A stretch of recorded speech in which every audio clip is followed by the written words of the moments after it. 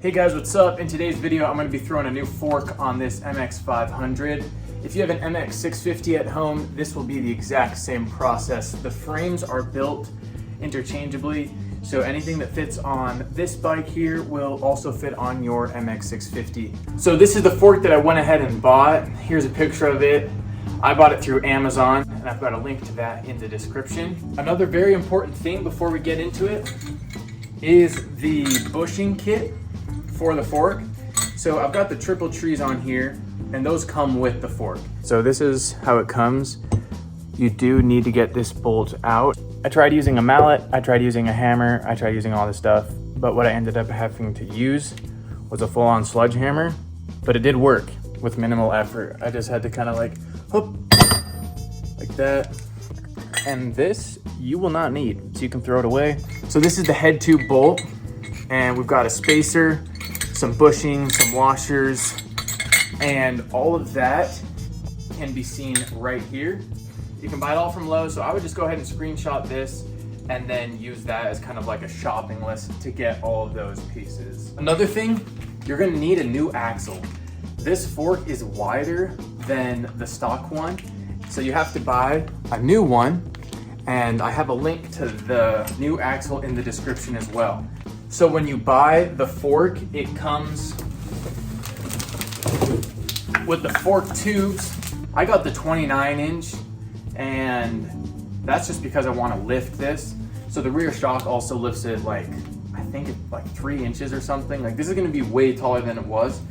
So these are the fork tubes. So then you've got the triple trees, which I already put on the bolt. These are bar risers. The mud guards, or whatever you call these pieces.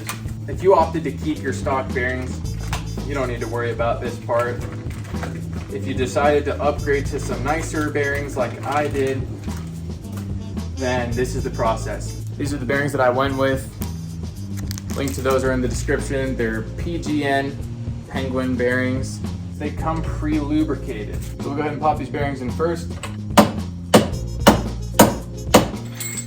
So now, install the triple trees. Here's a picture showing the order of the washers, bushings, and spacer.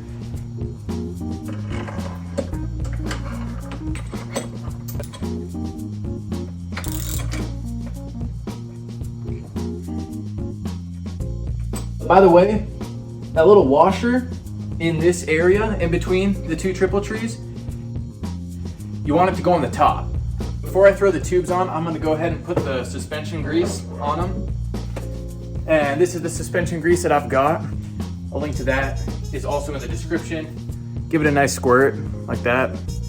And then just kind of rub it around with your finger. When putting it in, one of the fork tubes has holes for a brake caliper to be mounted on there. That's gonna go on the left side, so this side. So pull it through just so that that cap is popping up above the triple tree, and then just go ahead and tighten it down. I recommend a set of Allen keys instead of just one, because, well, I guess reason number one is they mostly come in sets, and reason number two is you've got two different sizes here. This one is a little bit bigger. It's like a size up from the two that are down here. There's two here, one here. I'm gonna use a bit driver and one of these L-shaped Allen keys.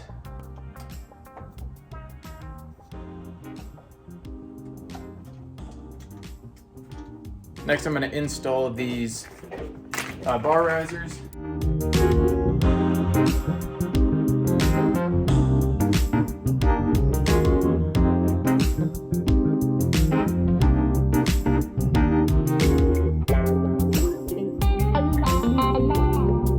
For this video, I'm only gonna have the back brake because I don't have a new caliper for the fork yet. I would recommend grips that can lock on like these. So it's just a piece of plastic, you slide it onto the handlebars, it's got the grip on the outside, and then you tighten it down with an Allen key. And the reason I like these is because grips get dirty, but you can pull these off, wash them with a little bit of dish soap and water, and then they look basically brand new. The grip is gonna stick off out on the end. So you can either opt to cut it, or what I'm doing as of right now is just putting one of these socket pieces on the inside of the grip, just there on the end. And that allows me to still lock it down, and it fills in part of this empty gap on the end. So that's just a thought if you're interested. And then once you're ready to screw these on, it's really easy. You just screw them on. All right, now the last thing that we really have to do is put on the wheel. So you'll want that new extended axle.